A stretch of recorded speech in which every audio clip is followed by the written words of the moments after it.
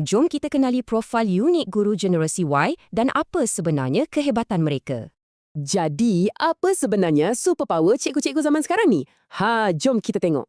Okey, kita cakap pasal generasi Y, pendidik yang lahir dan membesar dalam dunia digital. Dan inilah ciri paling ketara mereka. Memang fasih betul dengan teknologi.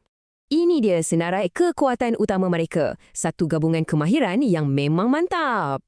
Mereka ni memang selesa guna gadget digital. Jadi nak buat inovasi tu senang je. Gaya belajar mereka pula lebih kepada cuba sendiri. Terus buat, baru lagi cepat faham. Bila kerja ada kaitan dengan teknologi, semangat mereka terus naik. Memang nampak seronok. Paling best, mereka ni cepat adaptasi. Teknologi baru ke, persekitaran baru ke, semua boleh. Okey, jadi macam mana semua ni bagi kesan pada suasana dalam kelas? Jom kita selami. Kekuatan mereka ni ada 3 impak utama dalam bilik darjah. Jom kita pecahkan satu-satu.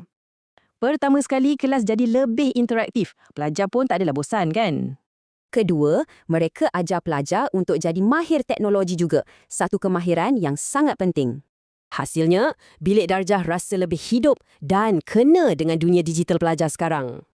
Tapi kan, di sebalik semua kepantasan digital ni, ada satu perkara kita kena tengok.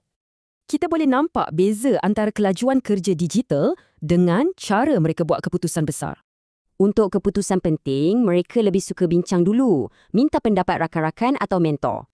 Jadi, inilah profil lengkap mereka. Pantas, celik digital dan sangat suka bekerjasama. Persoalannya sekarang, macam mana cara terbaik untuk kita bantu dan sokong pendidik hebat ni?